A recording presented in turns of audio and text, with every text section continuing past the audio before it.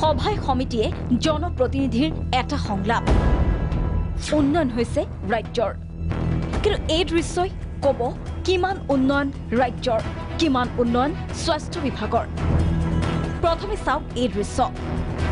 হাতে হাতে তিন পাত লৈ দৌৰিছে দুজন লোক কিন্তু কিয় এতিয়া চাওক এইটো দৃশ্য জুম বান্ধিছে বহু লোকে কি হৈছে সকলোৰে এতিয়া এটাই প্ৰশ্ন এয়া লখিমপুৰ জিলাৰ লুইট খাউলু পাথৰচুক ঘাটত সংঘটিত এক হৃদয় বিদাৰক ঘটনা ৰাজপথতে সন্তান প্ৰসৱ হে জুনে যেনেকৈ পাৰিছে আবুৰ কৰিব বিচাৰিছে প্ৰসূতিগৰাকীক ইপিনে নেৰা নেপেৰা বৰষুণ দুঘণ্টা প্ৰসৱ যন্ত্ৰণাত চটফটাই বৰষুণৰ মাজতে পুত্ৰ সন্তান প্ৰসৱ মহিলাগৰাকীৰ শুনিলে আচৰিত হ'ব চিকিৎসকৰ কাণ্ড হয় চিকিৎসাৰ বাবে যোৱা মহিলাগৰাকীক চিকিৎসা নকৰি উভতাই পঠায় চিকিৎসকে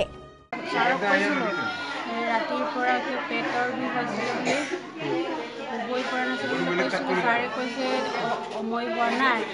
ল'ৰা সন্তান দিব এইকাৰণে ইমান কষ্ট বুলি কৈছিলে আৰু কষ্ট কামটো ইমান কৰিবলৈ হাক দিছিলে তাৰপাছত ছাৰে পঠিয়াই দিছিলেগৈ মই তাৰপাছত গৈছিলোগৈ আৰু গাঁতলৈ পাইছিলোগৈ তাৰপাছত পেটটো বিষ ইমানেই বিষ হৈছিলে যে মই যাবগৈ নোৱাৰিলোঁ ঘৰলৈ আকৌ উভতি আহি গাঁততে সন্তান জন্ম দিলোঁ ফলত ঘৰলৈ উভতাৰ পথতে সন্তান প্ৰসৱ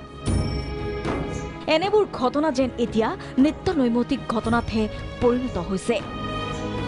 ইয়াৰ পূৰ্বেও এম্বুলেন্সৰ সেৱাৰ পৰা বঞ্চিত ৰোগীক ঠেলাত নিয়া চিকিৎসালয়ত চিকিৎসক নাৰ্ছ নথকা আদি বিভিন্ন সমস্যাৰ সন্মুখীন হ'ব লগা হয় এইসকল সাধাৰণ জনতা কিন্তু তাৰ পাছতো গুৰুত্ব নাই স্বাস্থ্যমন্ত্ৰী ডাঙৰীয়াৰ